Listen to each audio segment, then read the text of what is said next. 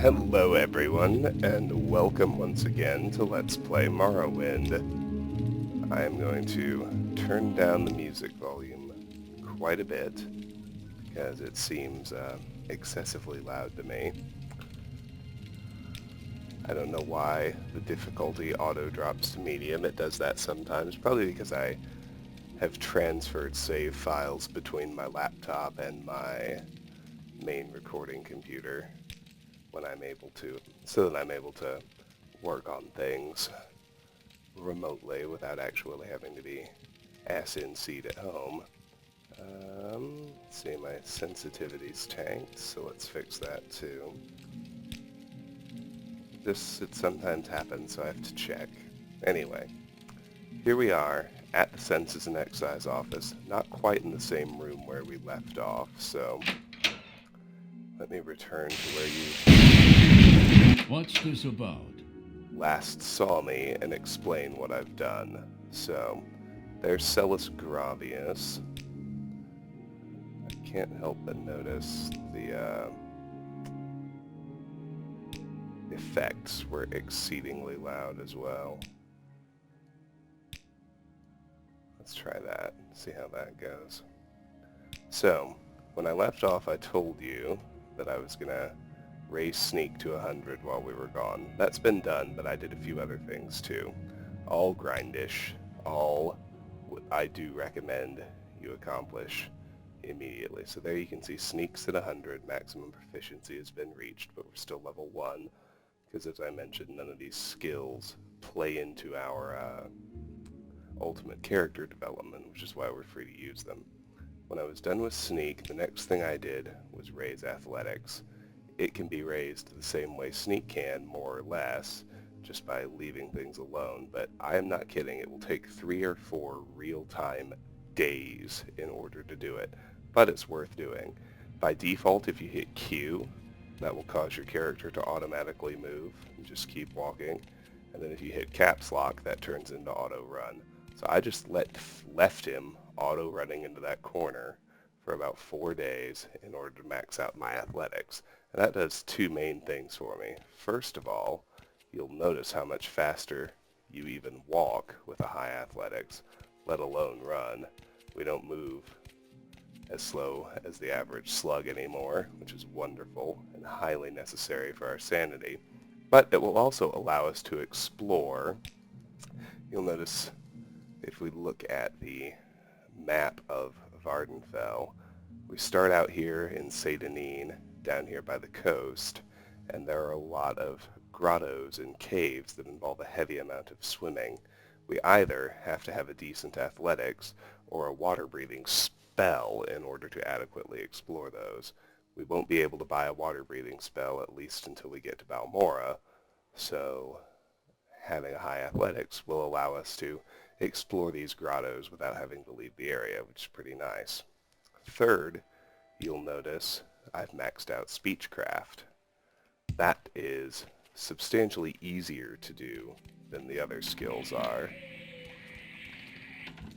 For that, I came in here to visit Gansiel Duar because of the 3 NPCs here in the Census and Excise office. He has no quests, so I could afford to make him hate me. Didn't happen, of course. He wound up with a pretty good disposition, although he spent a good chunk of the grind with it at 0. Speechcraft is very, very easy to get to from 10 to 100 in the space of about 2 hours. All you have to do is reposition the dialogue box so the persuasion is up here near the center of the screen. Just tweak it so that persuasion lines up with this admire option, and then you can simply just start clicking to admire him over and over and over again. Even with 100 Speechcraft, you'll see that I fail about half the time, but nonetheless, keep doing that. Speechcraft will be at 100 in 2 hours. And now, importantly, we can influence NPCs' dispositions without spending money. That's important because a lot of quests, if we want to complete them non-violently, will involve raising NPC dispositions above certain thresholds. This is the skill that allows us to do that. Secondly, since I'm not going with Ironborn mode, due mainly to how broken the merchant restock mechanics are if you steal the wrong items from them, anybody that we buy from or sell to will want to raise their dispositions all the way to 100, particularly since mercantile is part of my development plan, so I won't be able to use the direct haggling mechanism. Raising those dispositions will get me pretty good prices anyway without relying on the mercantile skill until I'm ready to actually raise it, which is pretty important. Finally, well, I should probably talk a little bit more about persuasion now, since you saw it just then. And I might as well talk about running too. Just note that when you run, your green fatigue bar depletes. One of the first, well, not one of, the first enchantment I usually get once I find soul gems, good items, and the soul trap spell. It's complicated to enchant things too.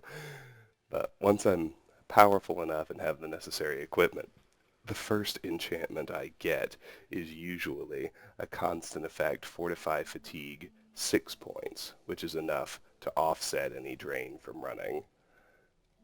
Now, speaking of persuasion, and we'll reset the dialog box where it belongs, you'll notice we've got a few options. You can admire, which is an attempt to permanently raise an NPC's disposition for free. It's one of the hardest to accomplish. It relies on the personality attribute, of course, the luck attribute, which everything does, and your speechcraft skill for success. The second option is intimidate. It relies on a different set of factors. The speechcraft skill is still part of it, but rather than your personality, it actually checks your strength. A successful intimidate will temporarily raise an NPC's disposition. Namely, it'll raise it for 20 or 30 points for the duration of this particular dialogue. If, however, you come back to the NPC later on, after successfully intimidating them, their disposition will be 30 to 40 points lower than prior to the intimidation. So intimidate is really only good if you have low speechcraft and high strength and you only need to talk to someone once, making its utility rather limited. The third option is taunt. Taunting was removed from later Elder Scrolls games because it basically allows you to kill anyone in the game that you want to, free of consequence. If you successfully taunt someone enough times, you can provoke any NPC, including guards, really anyone, into attacking you. And of course, self-defense isn't against the law. So if you can taunt someone into striking the first blow, you can then kill them free of consequence. In some playthroughs, I abuse this mechanic just in order to get all the possible loot. I kill everybody who's not vital to a quest. I'm not going to do that this time. A lot of readers of the written guide indicated they didn't like doing it, and it's usually not necessary. There may be exceptions. Somebody I just need to do it to because they've got something that's too good that I have to have. I'll talk about that when that happens. And finally, you have 3 levels of bribery, 10, 100, and 1,000 gold. These actually checks the mercantile skill, not the speechcraft skill, in addition to the personality and luck attributes, and obviously larger amounts of gold have a larger chance of success. The effect is the same as admiration. If you succeed, you get a permanent locked-in increase in the NPC's disposition. Pretty straightforward. Now, let's look around this room. Oh yeah, one other thing. I am assuming that most of you are playing on the PC. I don't know anybody who still has a working original Xbox. Mainly when I was running into the corner and athletics was raising, you'll notice these people drifted substantially. Socusius starts over there, Ganziel starts over there.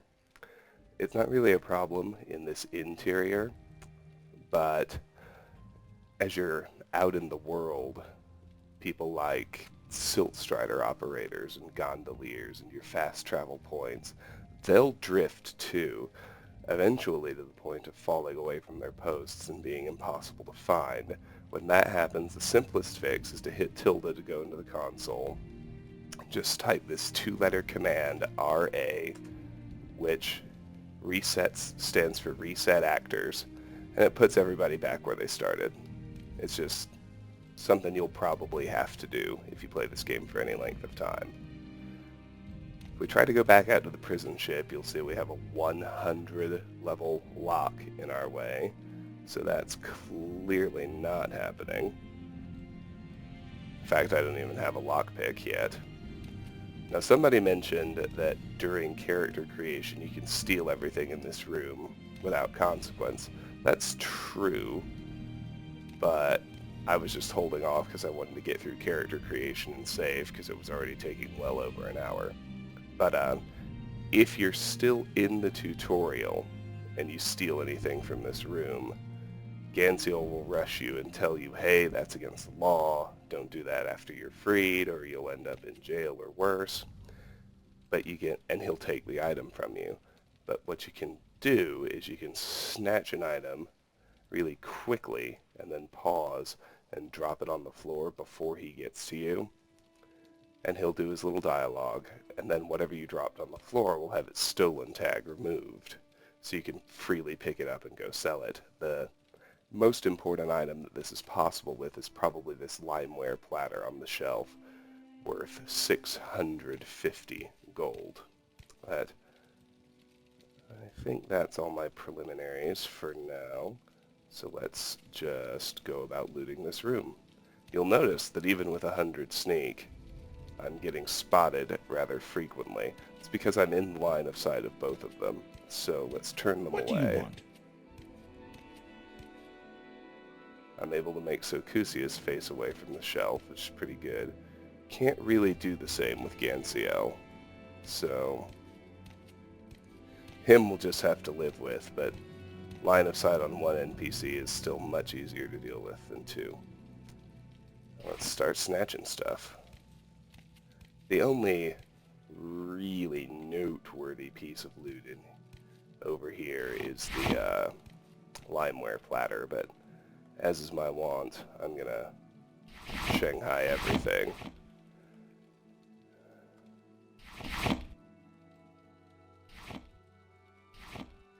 And then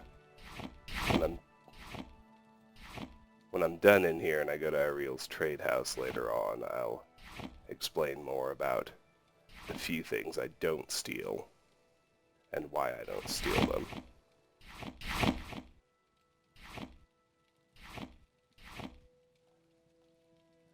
Just quick save every so often. Save yourself the problems. Do snag the limeware platter, because that shit is awesome. Don't forget to raid Sokusia's table. You there! Oh, and see, somebody saw me. So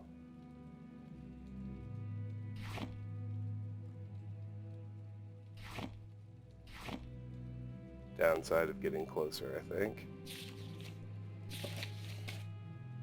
So we don't even have a lockpick right now, so we'll have to leave that small chest and the door alone.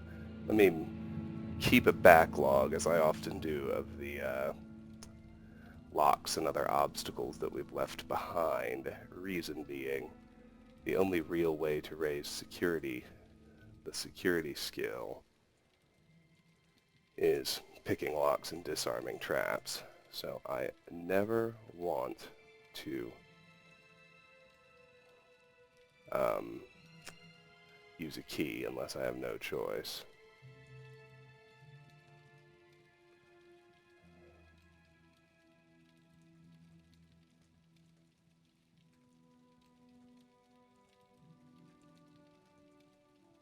Alright, good.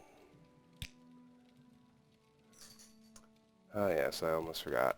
There is one other bit of noteworthy loot in here. What's this regarding?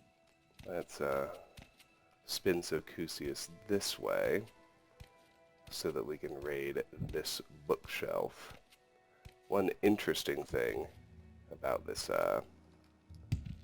game is that books are worth a great deal more money in this game than they are in Oblivion or Skyrim. Oh yeah, the chest marked evidence, lock level 50. Let's deal with that too.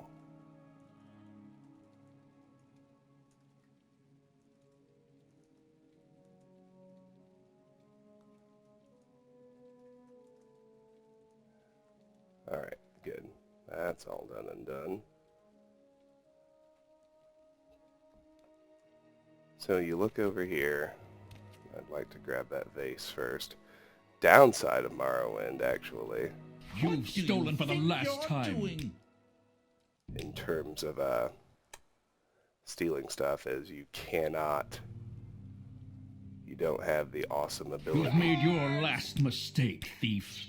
You don't have the awesome ability to pick things up and move them that you did in Oblivion and Skyrim. You have to steal them from wherever they're... You've stolen for the last time. You're mine. Wherever they're positioned. So this isn't working. I think my best bet is going to be to work from this side and grab the books first. So you'll notice the books have a high value at 50 gold each. The Brief History of the Empire, Part 4, by Stronach Cathaj III, Imperial Historian. The first book of this series described in brief the first 8 emperors of the Septim dynasty, beginning with Tiber I. The second volume described the War of the Red Diamond and the 6 emperors who followed. The third volume described the troubles of the next 3 emperors, the frustrated Uriel IV, the ineffectual Sepphoris II, and the heroic Uriel V.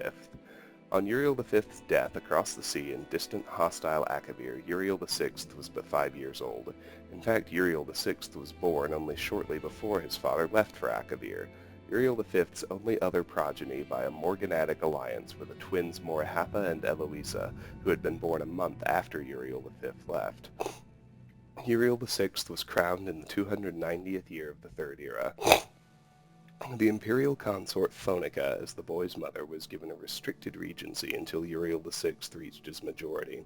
The Elder Council retained the real power, as they had ever since the days of Catariah I. The council so enjoyed its unlimited and unrestricted freedom to promulgate laws and generate profits that Uriel VI was not given full license to rule until 307, when he was already 22 years old.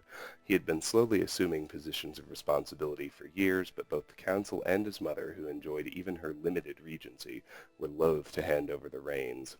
By the time he came to the throne, the mechanisms of government gave him little power except for that of the imperial veto. This power, however, he regularly and vigorously exercised.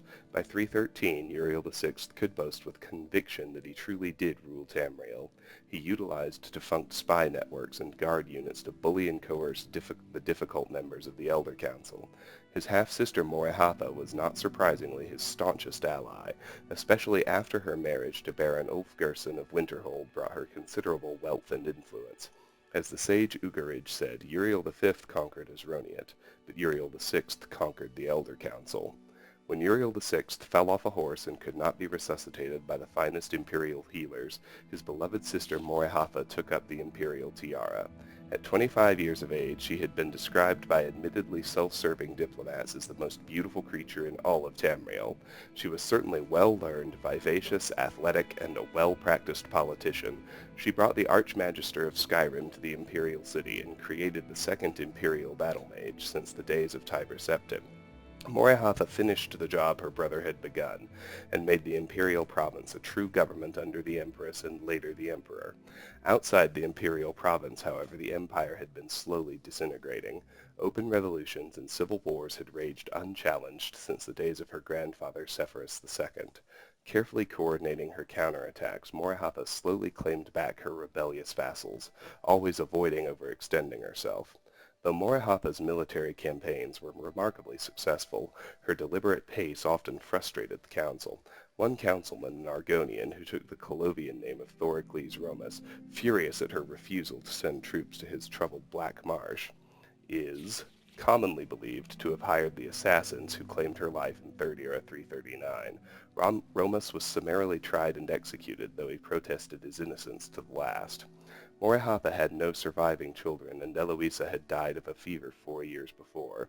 Eloisa's 25-year-old son Pelagius was thus crowned Pelagius IV. Pelagius IV continued his aunt's work, slowly bringing back under his wing the radical and refractory kingdoms, duchies, and baronies of the empire.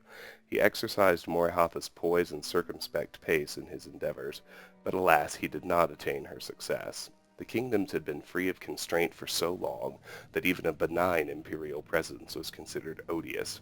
Nevertheless, when Pelagius died after an astonishing 49-year reign, Tamriel was closer to unity than it had been since the days of Uriel I.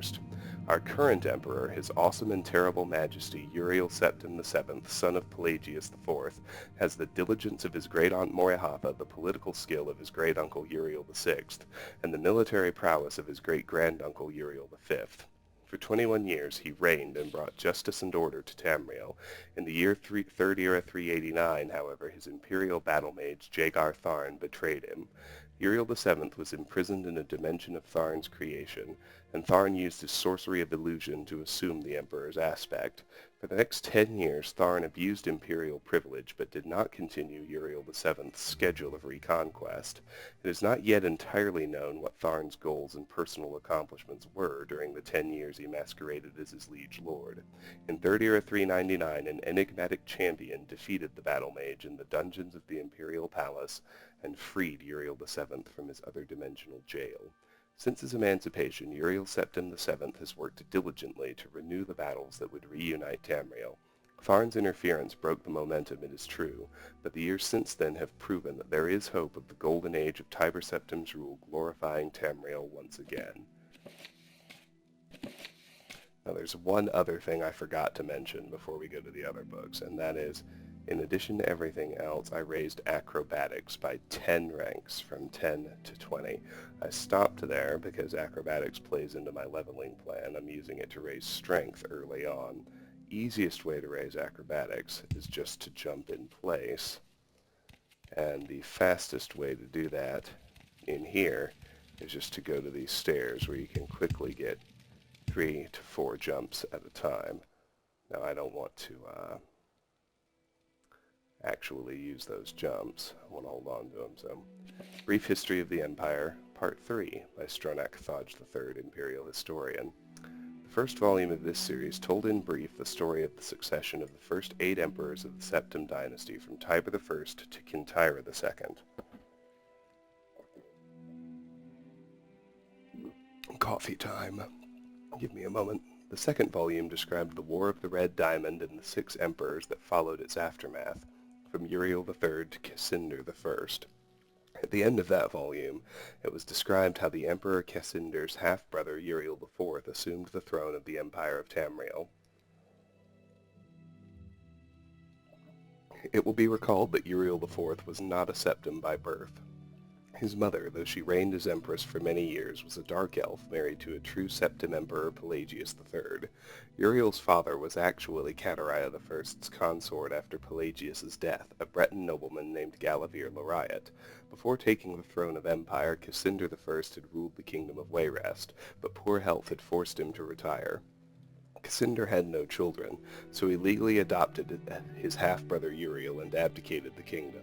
7 years later, Cassander inherited the empire at the death of his mother. 3 years after that, Uriel once again found himself the recipient of Cassander's inheritance. Uriel IV's reign was a long and difficult one. Despite being a legally adopted member of the Septim family, and despite the Lariat family's high position, indeed they were distant cousins of the Septims, few of the Elder Council could be persuaded to accept him fully as a blood descendant of Tiber. The council had assumed much responsibility during Catariah I's long reign and Cassander I's short one, and a strong-willed alien monarch like Uriel IV found it impossible to command their unswerving fealty.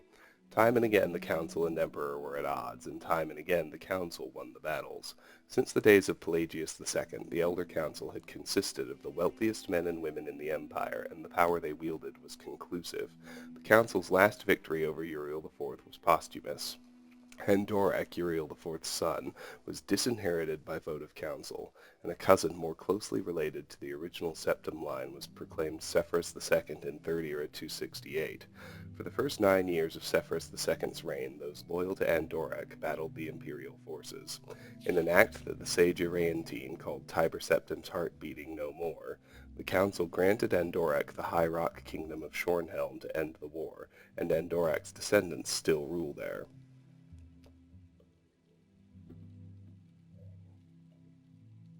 By and large, Sepphoris II had foes that demanded more of his attention than Andorak. From out of a Cimmerian nightmare, in the words of Irantine, a man who called himself the Cameron Usurper led an army of Daedra and undead warriors on a rampage through Valenwood, conquering kingdom after kingdom. Few could resist his onslaughts, and his month turned to bloody month in the year 30 or 249. Even fewer tried. Sepphoris II sent more and more mercenaries into Hammerfell to stop the usurper's northward march, but they were bribed or slaughtered and raised as undead. The story of the Cameron usurper deserves a book of its own. It is recommended that the reader find Palax-Ilthri's The Fall of the Usurper for more detail. In short, however, the destruction of the forces of the usurper had little to do with the efforts of the emperor. The result was a great regional victory and an increase in hostility toward the seemingly inefficacious empire. Uriel V, Sepphoris II's son and successor, swiveled opinion back toward the latent power of the empire. Turning the attention of Tamriel away from internal strife, Uriel V embarked on a series of invasions beginning almost from the moment he took the throne in 30 or 268. Uriel V conquered Roscrea in 271, Cathnaque in 276, Ineslia in 279, and Esronian in 284. In 30 or 288 he embarked on his most ambitious enterprise, the invasion of the continent kingdom of Akavir. This ultimately proved a failure, for 2 years later Uriel V was killed in Akavir on the battlefield of Ionith. Nevertheless, Uriel V holds a reputation second only to Tiber as one of the 2 great warrior emperors of Tamriel. The last 4 emperors, beginning with Uriel V's infant son, are described in the 4th and final volume of this series. Cool. Get Volume 2 now. Brief History of the Empire, Part 2 by Stronach Thoj III, Imperial Historian. Volume 1 of this series described in brief the lives of the first 8 emperors of the Septim dynasty, beginning with the glorious Tiber Septim and ending with his great-great-great-great-grandniece Kintyra II. Kintyra's murder in Glenpoint while in captivity is considered by some to be the end of the pure strain of Septim blood in the imperial family. Certainly it marks the end of something significant. Uriel III not only proclaimed himself Emperor of Tamriel, but also Uriel Septim III, taking the eminent surname as a title. In truth, his surname was Mantiarcho from his father's line. In time, Uriel III was deposed and his crimes reviled, but the tradition of taking the name Septim as a title for the Emperor of Tamriel did not die with him. For 6 years, the War of the Red Diamond, which takes its name from the Septim family's famous badge, tore the empire apart. The combatants were the 3 surviving children of Pelagius II, Potema, Sepphoris, and Magnus, and their various offspring. Potema, of course, supported her son Uriel III and had the combined support of all of Skyrim and northern Morrowind. With the efforts of Sepphoris and Magnus, however, the province of High Rock turned coat. The provinces of Hammerfell, Somerset Isle, Valenwood, Elsewhere, and Blackmarsh were divided in their loyalty, but most kings supported Sepphoris and Magnus. In 30 or 127, Uriel III was captured at the Battle of Ichidag in Hammerfell. En route to his trial in the imperial city, a mob overtook his prisoner's carriage and burned him alive within it.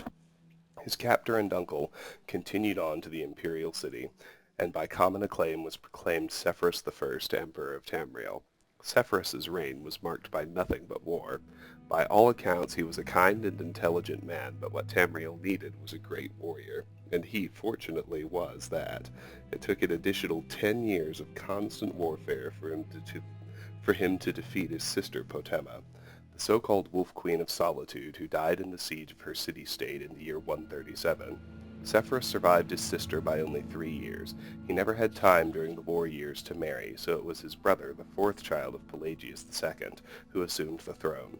The Emperor Magnus was already elderly when he took up the imperial diadem, and the business of punishing the traitorous kings of the War of the Red Diamond drained much of his remaining strength. Legend accuses Magnus's son and heir Pelagius III of patricide, but that seems highly unlikely, for no other reason than that Pelagius was king of Solitude following the death of Potema, and seldom visited the imperial city. Pelagius III, sometimes called Pelagius the Mad, was proclaimed emperor in the 145th year of the Third Era. Almost from the start, his eccentricities of behavior were noted at court. He embarrassed dignitaries, offended his vassal kings, and on one occasion marked the end of an imperial grand ball by attempting to hang himself.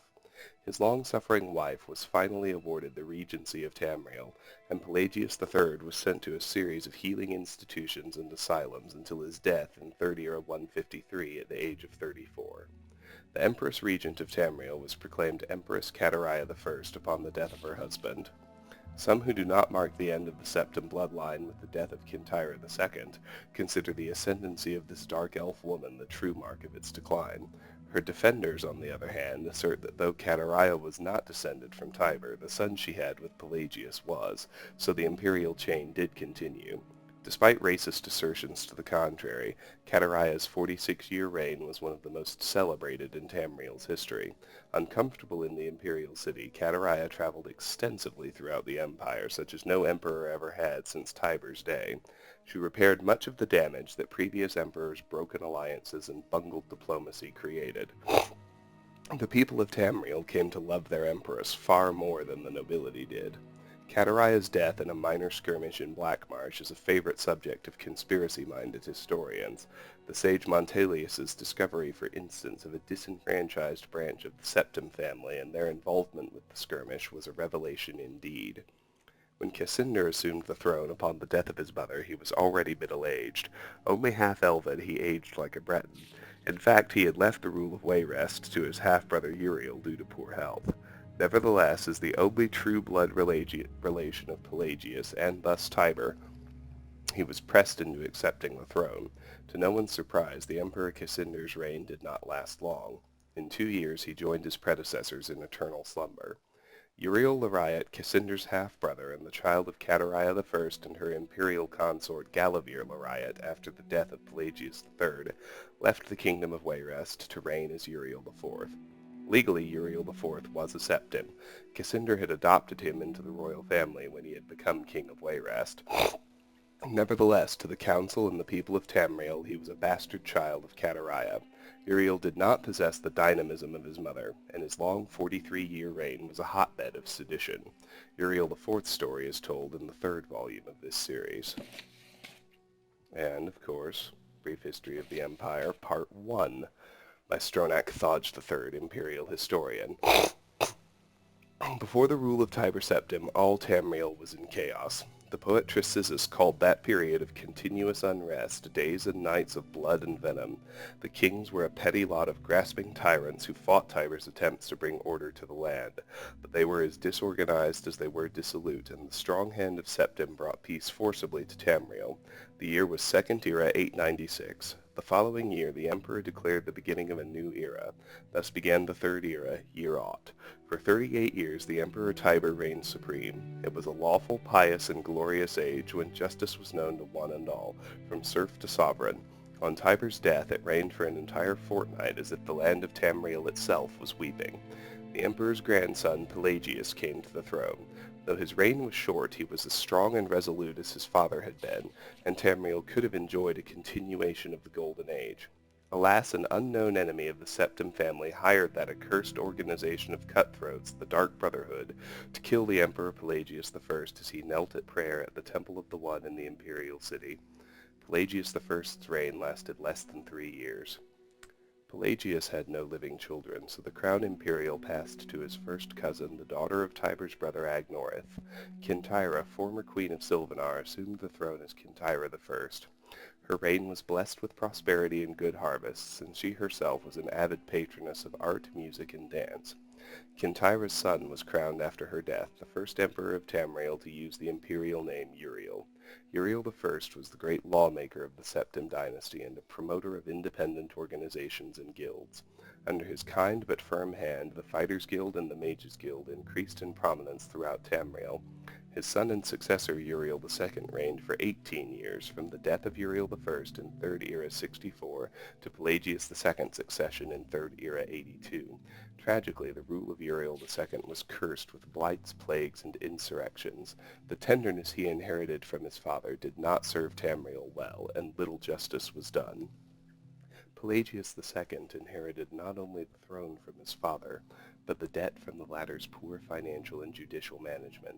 Pelagius dismissed all of the Elder Council and allowed only those willing to pay great sums to resume their seats. He encouraged similar acts among his vassals, the kings of Tamriel, and by the end of his 17-year reign, Tamriel had returned to prosperity. His critics, however, have suggested that any advisor possessed of wisdom but not of gold had been summarily ousted by Pelagius. This may have led to some of the troubles his son Antiochus faced when he in turn became emperor. Antiochus was certainly one of the more flamboyant members of the usually austere Septim family. He had numerous mistresses and nearly as many wives, and was renowned for the grandeur of his dress and his high good humor. Unfortunately, his reign was rife with civil war, surpassing even that of his grandfather Uriel II. The War of the Isle in 3rd Era 110, 12 years after Antiochus assumed the throne, nearly took the province of Somerset Isle away from Tamriel. The united alliance of the kings of Somerset and Antiochus only managed to defeat King Orcam of the island kingdom of Pyandonia due to a freak storm. Legend credits the Sigic order of the Isle of Artaeum with the sorcery behind the tempest. The story of Kintyra II, heiress to her father Antiochus's throne, is certainly one of the saddest tales in imperial history. Her first cousin Uriel, son of Queen Potema of Solitude, accused Kintyra of being a bastard, alluding to the famous decadence of the imperial city during her father's reign. When this accusation failed to stop her coronation, Uriel bought the support of several disgruntled kings of High Rock, Skyrim, and Morrowind, and with Queen Potema's assistance he coordinated 3 attacks on the Septim Empire. The first attack occurred in the Iliac Bay region, which separates High Rock and Hammerfell. Kintyra's entourage was massacred and the Empress taken captive. For 2 years, Kintyra II languished in an imperial prison, believed to be somewhere in Glenpoint or Glenmoral before she was slain in her cell under mysterious circumstances. The second attack was on a series of imperial garrisons along the coastal Morrowind Islands. The Empress's consort, Khanten Aronix, fell defending the forts. The third and final attack was a siege of the imperial city itself, occurring after the Elder Council had split up the army to attack western High Rock and eastern Morrowind. The weakened government had little defense against Uriel's determined aggression and capitulated after only a fortnight of resistance. Uriel took the throne that same evening and proclaimed himself Uriel III, Emperor of Tamriel. The year was 3rd Era 121. Thus began the War of the Red Diamond, described in Volume 2 of this series. And with that, we've cleared out this entire room. Save those locks, which we still don't have a way to deal with. Let me pause and be right back. Alright, we are back. Now, let's talk to Socusius Ergala again. Yes, friend? This time we'll explore dialogue with him. What do you want? Start at 45 disposition. Now you'll notice he offers training. Training in this game, Oblivion was the one that implemented you could only train 5 ranks per level. Morrowind, training is unlimited. NPCs can train you up to whatever their own level in the skill is. So each of the 27 skills theoretically has a master trainer. Some of them are glitched in that they're hostile and you can't even talk to them. And some are missing altogether. Nonetheless, any trainer will offer training in 3 skills. In Socusius' case, it's Sneak, Acrobatics, and Light Armor. We only have 87 gold, so we can't afford any of his training anyway. But you'll notice that if I admire him up a little bit, the price of the training drops. Until, if I get him high enough, suddenly I can afford his training in light armor, as you can see. The dialogue, depending on fail or success and what disposition level they were at before, their responses to persuasion vary. Like, don't try to butter me up, High Elf. Same to you, thanks, that's nice to hear. Not interested. You honor me, Travis, thank you. And so it goes. Anyway, he only has 2 topics we can ask about at the moment. Let's try Imperial Legion. The Imperial Legion provides security for the Census and Excise offices here in Saint Denis. The troopers you see here are assigned to guard duty here, and the troopers outside in Saint Denis, they're guards, officers of the law. And we ask about Morrowind. Yes, this is Morrowind. You're in the Census and Excise offices in the port of Saint Denis in Vardenfell district of the province of Morrowind. So, he doesn't give us his quest directly. We have to encounter some other things first. So we'll leave him be and come back. Now, let's chat with Gansiel Duar. I'm an officer of the Imperial Legion. Move along. Background. I am Gansiel Duar, guard and spearman of the Imperial Legion. So, when you ask people about their background, generally they'll give it to you in multiple pieces. Guard is a class. Spearman is a rank in the faction Imperial Legion. Well, let's ask about Imperial Legion.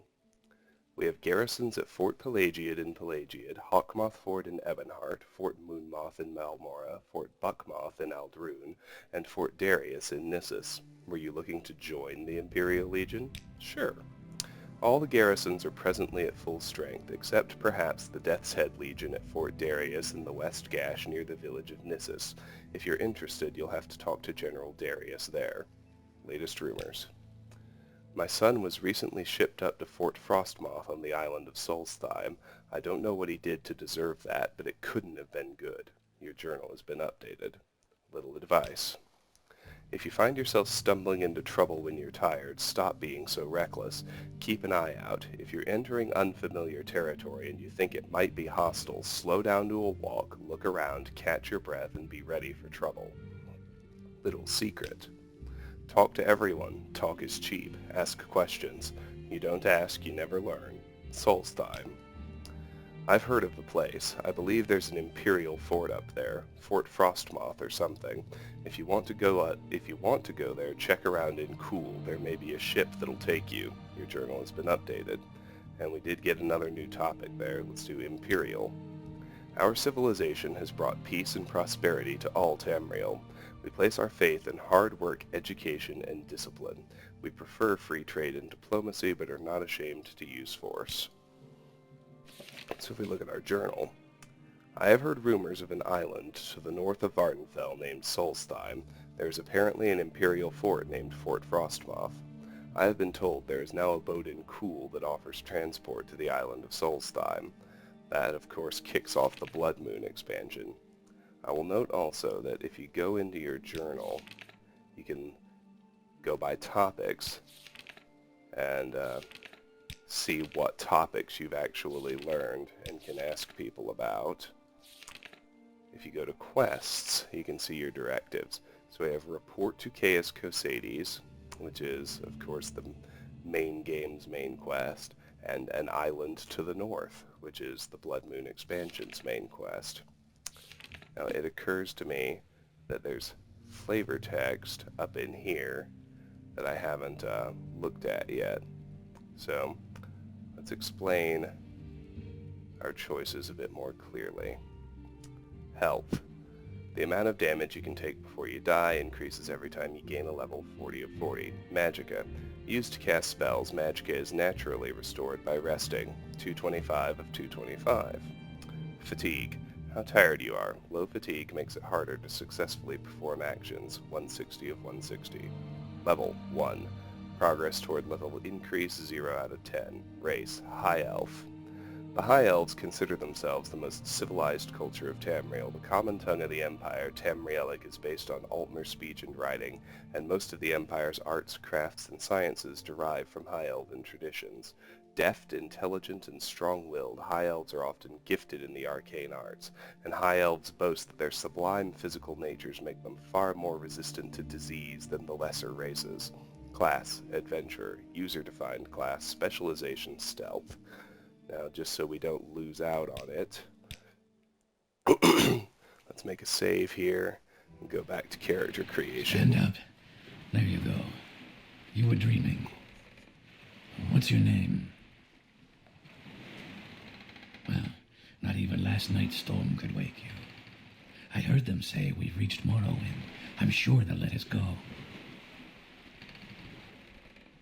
Quiet. Here comes the guard. This is where you get off. Come with me. Just so we can see the flavor text for the other races and classes. And maybe just for giggles, I'll let Socucius do his questions too, so you can see that and experience that content. And then we'll reload back to where we were. Get yourself up on deck and let's keep this as civil as possible. This is where they want you. Head down to the dock and I'll show you to the census office. You finally arrived, but our records don't show from where. Alright. So we don't get flavor text for the races here, so just pick an Argonian for now. Great. I'm sure you'll fit right in.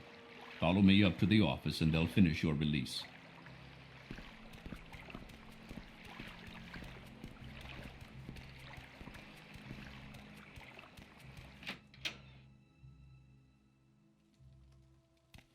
Yes, we've been expecting you. You'll have to be recorded before you're officially released. There are a few ways we can do this, and the choice is yours. Alright. Let's answer his questions to generate a class. On a clear day, you chance upon a strange animal, its leg trapped in a hunter's claw snare. Judging from the bleeding, it will not survive long. What do you do? Draw your dagger, mercifully ending its life with a single thrust. Use herbs from your pack to put it to sleep. Do not interfere in the natural evolution of events, but rather take the opportunity to learn more about a strange animal you've never seen before. Personally, I'd kill it. One summer afternoon, your father gives you a choice of chores. What would you rather do? Go catch fish at the stream using a net and line. Gather herbs for your mother who is preparing dinner. Work in the forge with him, casting iron for a new plow. Of those, I would catch fish. Your cousin has given you a very embarrassing nickname, and even worse, likes to call you it in front of your friends. You have asked him to stop, but he finds it very amusing to watch you blush. What do you do? Beat up your cousin, then tell him that if he ever calls you that nickname again, you will bloody him worse than this time. Make up an even more embarrassing nickname for him and use it constantly until he learns his lesson.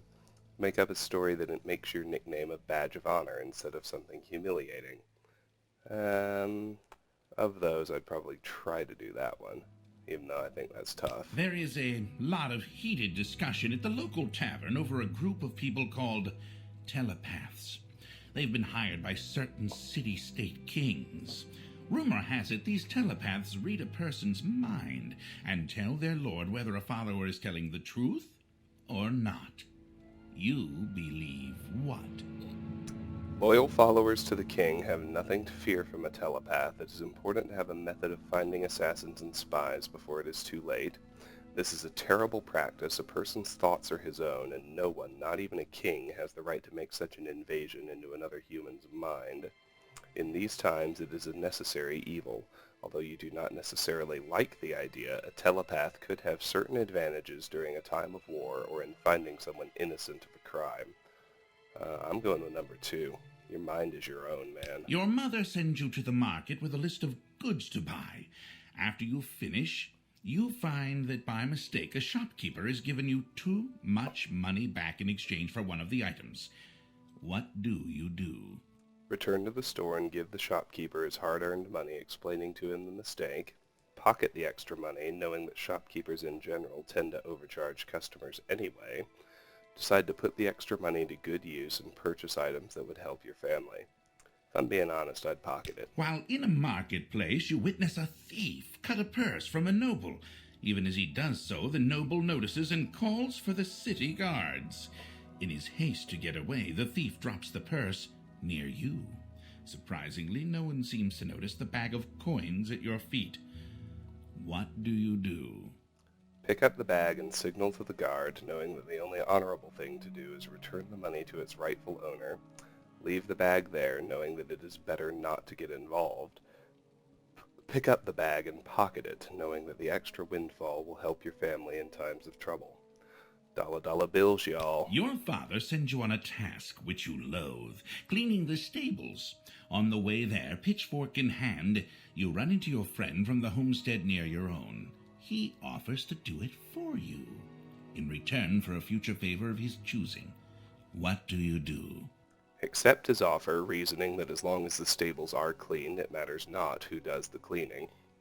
Ask him to help you, knowing that 2 people can do the job faster than 1, and agree to help him with one task of his choosing in the future. Decline his offer, knowing that your father expects you to do the work, and it is better not to be in debt. I'd ask him to help me. Your mother asks you to help fix the stove. While you're working, a very hot pipe slips its moorings and falls towards her. What do you do?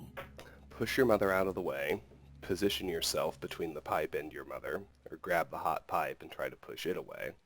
I'd push my mother out of the way. While in town, the baker gives you a sweet roll. Delighted, you take it into an alley to enjoy, only to be intercepted by a gang of 3 other kids your age. The leader demands the sweet roll, or else he and his friends will beat you and take it. What do you do? This question appeared in character creation as early as Arena, and it's the source of the running sweet roll gag in all of Bethesda's games to this day, up to and including Fallout 4. Drop the sweet roll and step on it, then get ready for the fight. Act like you're going to give him the sweet roll, but at the last minute throw it in the air, hoping that they'll pay attention to it long enough for you to get a shot in on the leader. Give him the sweet roll now without argument, knowing that later this afternoon you will have all your friends with you and you can come and take whatever he owes you. Start the fight with a distraction. That's the best option. Entering town, you find that you are witness to a very well-dressed man running from a crowd. He screams to you for help. The crowd behind him seems very angry. What do you do? Rush to the town's aid immediately, despite your lack of knowledge of the circumstances. Stand aside and allow the man and mob to pass, realizing that it is probably best not to get involved. Rush to the man's aid immediately, despite your lack of knowledge of the circumstances. Stand aside. Your personality and past reflect a monk. Very good. The letter that preceded you mentioned you were born under a certain sign. And what would that be? So, this doesn't tell you anything either, so let's just pick the lady for now. Interesting. Now, before I stamp these papers, make sure this information is correct. So now you get a chance to retool, and now we should be able to look at everything. So, let's look at Argonian. At home in water and on land, the Argonians of Blackmarsh are well suited to the treacherous swamps of their homeland, with natural immunities protecting them from disease and poison. The female life phase is highly intelligent and gifted in the magical arts. The more aggressive male phase has the traits of the hunter: stealth, speed, and agility. Argonians are reserved with strangers, yet fiercely loyal to those they accept as friends. What about a Breton? Passionate and eccentric, poetic and flamboyant, intelligent and willful, the Bretons feel an inborn, instinctive bond with the mercurial forces of magic and the supernatural. Many great sorcerers have come out of their home province of High Rock, and in addition to their quick and perceptive grasp of spellcraft, enchantment, and alchemy, even the humblest of Bretons can boast a high resistance to destructive and dominating magical energies. What about Dark Elf?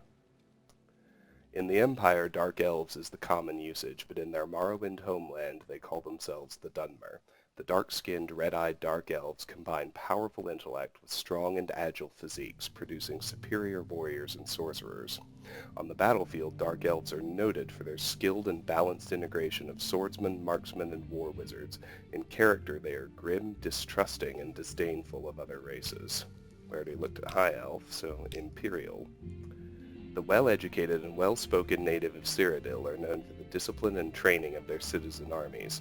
Though physically less imposing than the other races, Imperials are shrewd diplomats and traders, and these traits, along with their remarkable skill and training as light infantry, have enabled them to subdue all the other nations and races and to have erected the monument to peace and prosperity that comprises the glorious empire. Khajiit. The Khajiit of elsewhere can vary in appearance from nearly elven to the Cathay Rot jaguar men to the great Senche tiger. The most common breed found in Morrowind, the Suthay Rot, is intelligent, quick, and agile. Khajiit of all breeds have a weakness for sweets, especially the drug known as skooma. Many Khajiit disdain weapons in favor of their natural claws. They make excellent thieves due to their natural agility and unmatched acrobatics ability. Nord. The citizens of Skyrim are aggressive and fearless in war, industrious and enterprising in trade and exploration. Strong, stubborn, and hardy, Nords are famous for their resistance to cold, even magical frost. Violence is an accepted and comfortable aspect of Nord culture. Nords of all classes are skilled with a variety of weapon and armor styles, and they cheerfully face battle with an ecstatic ferocity that shocks and appalls their enemies. Orc. These sophisticated barbarian beast peoples of the Rothgarian and Dragontail Mountains are noted for their unshakable courage in war and their unflinching endurance of hardships. Orc warriors in heavy armor are among the finest frontline troops in the Empire. Most Imperial citizens regard Orc society as rough and cruel, but there is much to admire in their fierce tribal loyalties and generous equality of rank and respect among the sexes. Redguard. The most naturally talented warriors in Tamriel, the dark-skinned, wiry-haired Redguards of Hammerfell seem born to battle, though their pride and fierce independence of spirit makes them more suitable as scouts or skirmishers or as free-ranging heroes and adventurers than as rank-and-file soldiers. In addition to their cultural affinities for many weapon and armor styles, Redguards are also physically blessed with hardy constitutions and quickness of foot.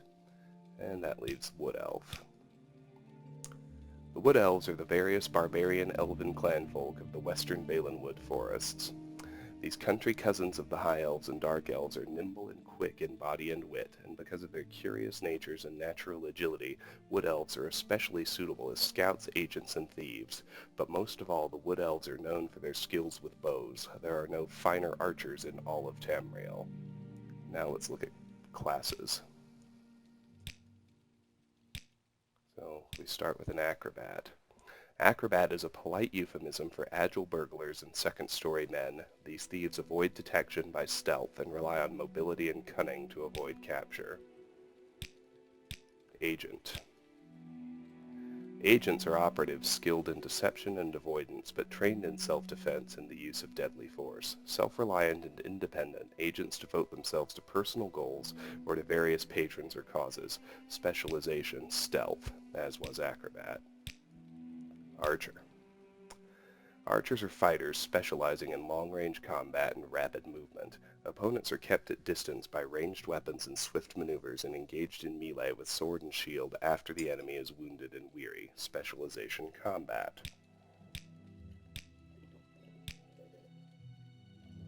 Assassin. Assassins are killers who rely on stealth and mobility to approach victims undetected. Execution is with ranged weapons or with short blades for close work. Assassins include ruthless murderers and principled agents of noble causes. Stealth. Barbarian. Combat. Barbarians are the proud, savage warrior elite of the plains nomads, mountain tribes, and sea reavers. They tend to be brutal and direct, lacking civilized graces, but they glory in heroic feats and excel in fierce, frenzied single combat. Bard. Stealth.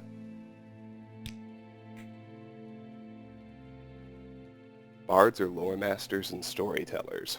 They crave adventure for the wisdom and insight to be gained and must depend on sword, shield, spell, and enchantment to preserve them from the perils of their educational experiences. Battle Mage. Magic. Battle mages are wizard warriors trained in both lethal spellcasting and heavily armored combat. They sacrifice mobility and versatility for the ability to supplement melee and ranged attacks with elemental damage and summoned creatures. Crusader. Combat. Any heavily armored warrior with spellcasting powers and a good cause may call himself a Crusader. Crusaders do well by doing good. They hunt monsters and villains, making themselves rich by plunder as they rid the world of evil. Healer. Magic.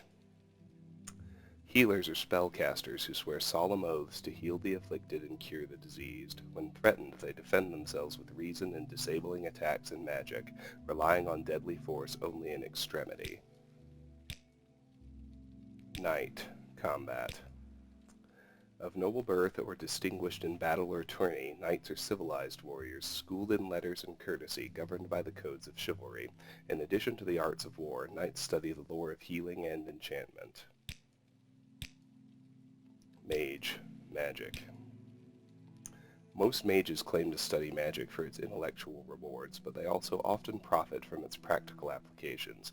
Varying widely in temperament and motivation, mages share but one thing in common, an avid love of spellcasting. Monk. Stealth. Monks are students of the ancient martial arts of hand-to-hand combat and unarmored self-defense.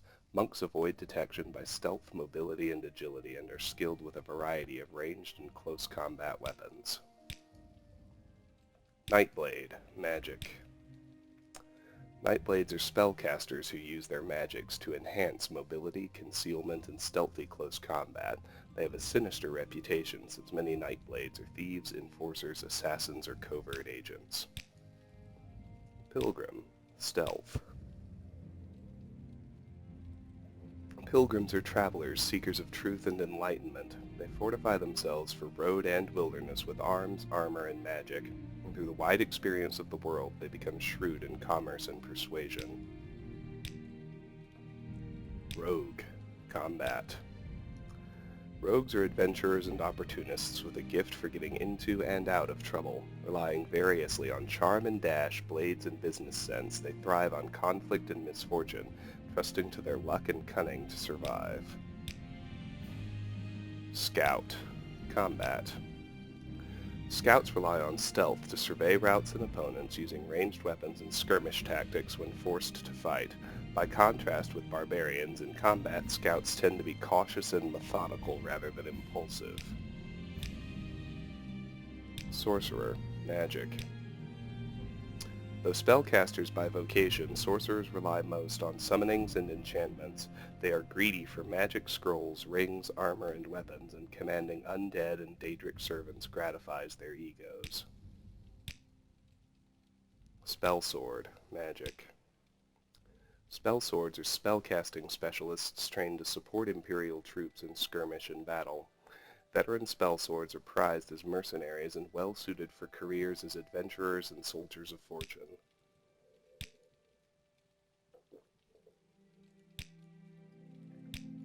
Thief. Thieves are pickpockets and pilferers. Unlike robbers who kill and loot, thieves typically choose stealth and subterfuge over violence, and often entertain romantic notions of their charm and cleverness in their acquisitive activities. Warrior. Warriors are the professional men-at-arms, soldiers, mercenaries, and adventurers of the Empire, trained with various weapon and armor styles, conditioned by long marches, and hardened by ambush, skirmish, and battle. And finally, Witch Hunter. Witch hunters are dedicated to rooting out and destroying the perverted practices of dark cults and profane sorcery. They train for martial, magical, and stealthy war against vampires, witches, warlocks, and necromancers. And let's do birth signs. Start with the Apprentice. Constellation of the Apprentice with a prime aspect of Maser. Atronach. Constellation of the Atronach with a prime aspect of Maser. The Lady. Constellation of the Lady with a prime aspect of Maser. The Lord. Constellation of the Lord with a prime aspect of Maser. The Lover. Constellation of the Lover with a prime aspect of Secunda. The Mage. Constellation of the Mage with a prime aspect of Maser. The Ritual. Constellation of the Ritual with a prime aspect of Maser. the Serpent. Constellation of the Serpent, the Shadow. Constellation of the Shadow with a prime aspect of Secunda, the Steed. Constellation of the Steed with a prime aspect of Masser, the Thief. Constellation of the Thief with a prime aspect of Secunda, the Tower. Constellation of the Tower with a prime aspect of Secunda, and the Warrior. Constellation of the Warrior with a prime aspect of Masser. Alright, now we can quick load. Show your papers to the captain when you exit to get your... Back to our actual character. And just to recap what all I did off screen, because you saw me loot this room. Off screen, between the first and second video, I grinded Sneak to 100 just by waiting the crouch key. I grinded Athletics to 100 by running into a corner for a few days. I grinded Speechcraft to 100 like I showed you by admiring Gansil Duar over and over again. And I grinded Acrobatics to 20, only 10 ranks, by hopping up the stairs. Now we can look at attributes and skills. Yeah, there's a lot to look at in this game. This game probably has more text in it than Planescape Torment does. Strength affects your starting health, how much you can carry, your maximum fatigue, and how much damage you do in melee. Intelligence determines your maximum amount of magicka. Willpower affects your ability to resist magic and your maximum fatigue. Agility affects your ability to dodge and hit targets in melee as well as your maximum fatigue. Speed determines how fast you can move. Endurance affects your starting health, your health gain per level, and your maximum fatigue. Personality affects your ability to deal with other characters and how much they like you.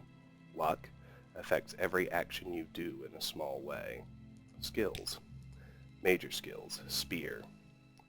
Spear skill permits effective use of long-hafted thrusting weapons like spears and halberds, governing attribute Endurance. And you can tell what the specialization is by the color. Blue is combat, yellow is stealth, pink is magic. Blunt weapon. Governing attribute Strength. Blunt weapon skill makes you more effective when using heavy bashing weapons like maces, hammers, clubs, or staves. Longblade. Governing attribute Strength. Longblade skill lets one use broadswords, sabers, longswords, claymores, katanas, and daikatanas more effectively. Block. Agility. Block skill allows one to use shields to block any melee attack. A successful block removes all damage from the attack. Mercantile. Personality. Mercantile skill is the art of buying low and selling high. This skill guarantees lower initial prices for goods, equipment, and services, and improves chances of getting better deals by bargaining. Axe. Axe skill helps the user wield heavy chopping weapons like war axes and battle axes more effectively. Medium armor. Oh yeah. Axe is strength, medium armor, endurance. Medium armor skill lets one move and defend while wearing durable but flexible armors like chain, scale, bone mold, and orcish armor. To use any style of armor effectively, the wearer must be trained, conditioned, and skilled in its use. Mysticism. Willpower. The spells of the College of Mysticism shape and focus otherworldly forces to bind souls in gems or teleport the caster's body, or manipulate the world with telekinesis, or absorb or reflect magical energies, or sense unseen objects at a distance. Restoration. Willpower. Adepts of the College of Restoration heal, restore, and fortify the body's attributes and abilities, cure disease, and protect it from other malign influences. Restoration spells can also augment or absorb strength, endurance, intelligence, agility, and other bodily attributes. Heavy armor. Endurance. Heavy armor skill is used to move and defend while wearing massive and rigid armors like iron, steel, silver, dwemer, ebony, and daedric armor. To use any style of armor effectively, the wearer must be trained, conditioned, and skilled in its use. Miscellaneous skills. Armorer. Strength. Armorer skill is used to maintain weapons and armor at top effectiveness. Worn weapons do less damage. Worn armor provides less protection against attacks. As wear increases, the diminishing effectiveness of weapons and armor is dramatic. Athletics. Speed. Athletic skill trains and conditions one for running and swimming. Skilled athletes move short and long distances over land with speed and efficiency, and they also swim swiftly underwater. Enchant, intelligence. This skill governs the creation, use, and recharging of enchanted items. Skilled enchanters are more successful at creating new items. Enchanted items burn less power and are recharged more efficiently from soul gems for a trained user. Destruction, willpower. The destruction skill is the mastery of the spell effects of the College of Destruction. Their spells harm living and unliving things and include elemental damage, draining, damaging, vulnerability, and disintegration magical effects. Alteration. Willpower. Students of the College of Alteration manipulate the physical world and its natural properties. Alteration effects include water breathing and walking, jumping, levitating, burdening, opening, and locking, and creating shield barriers against physical damage. Illusion, personality. Spell effects of the College of Illusion alter the perceptions and thoughts of living subjects. Illusion effects blind, illuminate, paralyze, and silence, calm or enrage, charm, distract, and camouflage, and render invisible. Conjuration, intelligence. The spell effects of the College of Conjuration include the mental domination of mundane and magical creatures, summonation of otherworldly weapons and armor, and summonation of Daedric or undead servants and powers to serve and protect the caster. Alchemy, intelligence. Alchemy identifies magical properties in mundane substances. Substances are consumed directly or prepared as potions to provide long-lasting benefits like healing and curing disease, water walking, magical shielding, and fortifying bodily attributes. Unarmored. Speed. Unarmored skill lets one avoid or reduce injury during combat while not wearing any armor by evading, deflecting, or absorbing blows. Those versed in this skill are better defended wearing no armor at all than they are when wearing armor. Security, intelligence. Security skill lets one open locked doors and containers with lockpicks or disarm traps with probes. This skill is essential for agents and thieves alike. Sneak, agility. The sneak discipline is the art of moving unseen and unheard. Skilled sneaks are also adept pickpockets.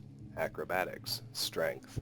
Acrobatic skill enables one to jump long distances and to avoid damage when falling from great heights.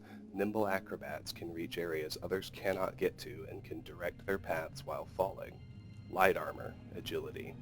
Light armor skill lets one move and defend while wearing lightweight, flexible armors like leather, boiled leather, fur, chitin, and glass armor. To use any style of armor effectively, the wearer must be trained, conditioned, and skilled in its use. Short blade, speed. Characters with great short blade skill are more effective with short, quick, thrusting weapons like daggers, tantos, short swords, and wakazashis. Marksman, agility. With the marksman skill, one is more effective with ranged weapons like the short bow, longbow, crossbow, throwing star, and throwing knife. Speechcraft, personality. Those skilled in speechcraft influence others by admiring, intimidating, and taunting them. Listeners are more willing to divulge information or to entrust important tasks to the skilled speaker. Hand-to-hand, speed. Hand-to-hand skill is the martial art of unarmed combat. Hand-to-hand attacks damage only the fatigue of a standing opponent, but hand-to-hand attacks damage health when a target has been knocked unconscious by fatigue loss. Reputation, your fame rating in the world of Morrowind, currently 0. Bounty, the penalty you must pay for your crimes if caught, currently 0. They don't do flavor text on items, as you can see. It's just the weight and the value is shown. I think we talked about the Iron Dagger, the first weapon we found. The Engraved Ring of Healing, restore health 1 to 5 points on self, cast when used. We look at the map. Your local map is much more comprehensible in Morrowind than it is in any future game. I don't know why they started fucking it up so badly. The world map, there's no fast travel in Morrowind, at least not the way you might be used to. But what you can see is it's this blobby brown for areas you haven't explored yet.